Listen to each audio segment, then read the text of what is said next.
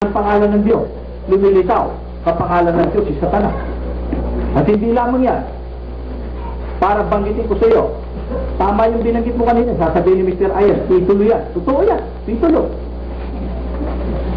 Sapagkat sa tinawag yung kay Satanas, at sa ating kapwa-tao, tinawag din ni Jesus yun, nung kausap niya ang mga tao. Ang sabi nito, sa 1:34, sinagot sila ni Jesus, hindi ba ga nasusulat sa inyong kalpusan? Aking sinasabi, kayo'y mga Diyos. Tawag din sa atin, Diyos. O sabi niya, kung tinawag niyang mga Diyos, yung mga dinatang salita, at hindi mangyaring sirain ang kasulatan, eh hindi tayo pwedeng magkasala o sirain ang kasulatan kahit tawagin natin Diyos ang kapwa-tao natin. Tinawag ni Jesus yung kanyang kaharap, mga Diyos. Ngayon, kung sasabihin mo yan ang pangalan ng Diyos, ba, nakakamali lang, Mr. Soriano. O sasabihin ba, hindi ko sinabi yan ang pangalan ng Diyos, isa sa pangalan ng Diyos. O di pangalan na rin yan. Ikinualify mo lang, isa sa pangalan ng Diyos. So, di tutuloy mo pangalan ng Diyos yan. Eh, ikinakapit din sa atin. Ikinakapit din kay Satanas. Kahit nga yan siyan mo, binabanggit niya po sa tablo, kung matakaw ka, ang Diyos mo, yun siya. Sabi. So, pagkatapos sasabihin mo yan ang pangalan ng Diyos, yung pala siya ay pwedeng tawagan ng Diyos. Kaya itong mga kapisanang ito, lumilitaw, umiiwas-iwas lamang sa sinasabi ng dalang kasulatan. Sapagkat talaga naman, ang bayan ng Diyos ay yung tinatawag sa kanyang pangalan at ang hindi kikilala sa pangalan niyo ay tunay na malilimutan. Ilan ba? Para maganda ang aking conclusion. Kaya sino mang kapisana sa panahon ito na umiiwas-iwas sa pangalan niya, nangangahulugan, yan ay hindi lingkod ng Diyos. Sapagkat diniretsa ng banal na kasulatan, ang tunay na lingkod ng Diyos, mula nung una, at tama yung tinasa mo, magiging gaya din sa panahon ito. Yun din ang itatawag sa kanila. Ang sabi niya, wala kang mababasa sa banal na kasulatan na yung mga lingkod ng Diyos sa panahon ito sa bagong tipan ay tinawag ng mga saksi. O may mabasa ko. Basahin natin. Gawa 10:40-41. Sabi ito, siya'y muling binuhay ng Diyos na ikatlong araw at siya'y tinalagang mahayag, hindi sa buong bayan, kundi sa mga saksi na hinirang ng Diyos noong una sa magsigay sa amin, nagsikay ng tagsino, nakasalo niya, pagkatapos na siya'y muling mabuhay mula sa mga patay. Ano tawag? Sa mga saksi na pinili ng Diyos simula pa noong una. Sasabihin mo wala. O ayan, binasa ko. Marami pa tayong mababasa. Hindi lamang isa. Mamaya dadagdagan pa natin yan. At makikita ninyo, pakikita natin sa madla, itong si Ginoong Soriano, nag-aakala lang siya, nananaginip siya, na siya ay membro ng bayan ng Diyos. Ngayon, ang dadahilan ni Mr. Soriano, apa sa inyo mismo mga babasahin, mababasa na ang bigkas sa pangalan ng Diyos, walang nakakaalam ng eksaktong bigkas ito. Ayun, nakita ko, nasulyatan ko, meron siya nitong dala kong ito. Baka basahin niya mamaya, eto babasahin. Basahin natin. Baka sabihin niya, inaglilihip kami. Eto, sabi niya sa page 7, sabi niya, walang sino man na tiyakang nakakaalam kung paano unang-unang binigkas ang pangalan ng Diyos. O ayan, wala palang nakakaalam ng eksaktong bigkas, kung paano nung unang-unang binigkas yan. Eh bakit sinasabi mong Jehovah? Dahil Mr. Soriano, hindi ko naman po sinasabi sa inyo nung unang-una ang bigkas sa kapangalan niya Jehovah. Ang binasa ko sa inyo ay yung Biblia Tagalog. Iyan ang bigkas sa Tagalog.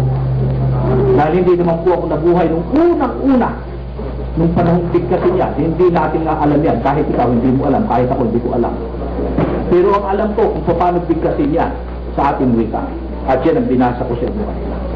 Kaya ang mga saksi ni Jehovah, ang mga bayan ng Diyos na tinutukoy sa banal na kasulatan, at ito ang kanyang ililigtas sa darating na panahon.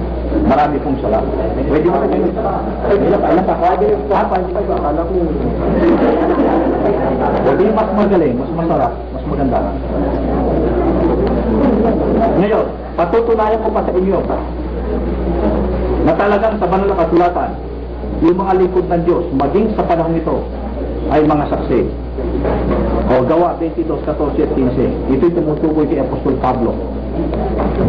At sinabi niya, ang Diyos ng ating mga magulang ay tinalaga ka upang mapakilala mo ang kanyang kalooban at makita mo ang banal at marinig mo isang tinig mula sa kanyang bibig, sapagkat magiging saksi kanya sa lahat ng mga tao tungkol sa mga bagay na iyong nakita at narinig.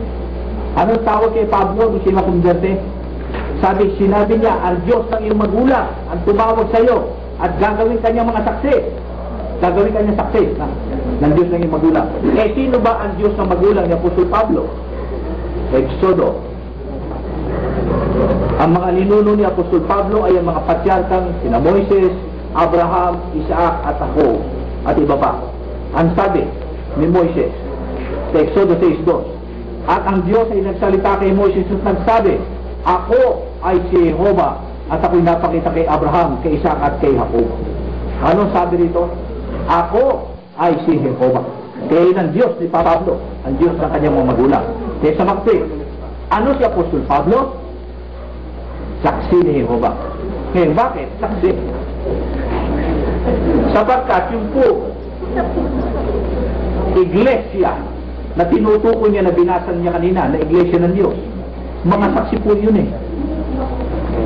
Ang nagtatag po ng iglesia ay ang ating Panginoong Jesucristo. At ito pong nagtatag ay ano po ang tawag sa kanya ng banal na kasulatan. At mula kay Jesucristo na siyang saksing tapat na panganay sa mga patay. Ano sabi ito? Anong tawag kay Jesus? Saksing tapat. At ano pa ang binabanggit ng banal na kasulatan? Totoo, kung sino ang nagbautismo sa iyo, kung anong relihiyon ang nagbautismo sa iyo, kung anong tawag doon sa nagbautismo sa iyo, yun din ang itatawag sa iyo. Ngayon, si Jesus ay binautismuhan ni Juan Bautista. Ano ang tawag ng Biblia kay Juan Bautista? Sa Juan 1:6 at 7, ang sabi ito, naparito ang isang tao na sugong mula sa Diyos na ang kanyang pangalan ay Juan. Ito'y naparitong saksi upang kanyang patutuhanan ng ilaw at upang sa pamagitan niya magsampalataya ang lahat. Kaya anong sabi po rito? Si Juan Bautista naparito bilang isang saksi ng Diyos o saksi ni Jehovah. Sapagkat yan po ang pangalan. Nagtatawa na kayo sapagkat hindi niyo binabasa ang inyong Biblia. Nakikinig lang kayo. Panay yes man kayo. Ni Mr. Soriano. Kung anong sasabihin, oo lang kayo ng oo. Hindi kayo nagbabasa eh. Anong sabi rito? Sugo ng Diyos. Sino ang Diyos na yun? Ang sabi ng Biblia, ang bukod tanging pangalan niya ay Jehovah. Sa makatid, si Juan Bautista ay ano? Saksi ni Jehovah. Nung bautismuhan niya si Jesus, ano tawag sa kanya? O di saksi ni Jehovah, dahil na nagbautismo saksi ni Jehovah. O sabi na wala na Jehovah rito. Eh sino may sabi sa inyo? Ang buong Biblia ay salita ng Diyos. Baka sabihin ni Mr. Suriano, may mababasa ka sa bang Jehovah sa Bagong Tipan? Bakit nililimita mo salita ng Diyos sa Bagong Tipan? Sapagkat ang sabi ng Biblia, sabi ng Apostol Pablo kay Timoteo, ang buong kasulatan ay kinasihan ng Diyos. Hindi lang Bagong Tipan. Buo ang pinag-uusapan natin. Kaya kahit saan tayo bumasa yan, pag nandun ang pangalan ng Diyos, nandun yan. At kung hahanapan mo ko naman, mula sa Mateo hanggang sa Apocalypse, meron pa rin ako ipakikita sa iyo. Salamat po.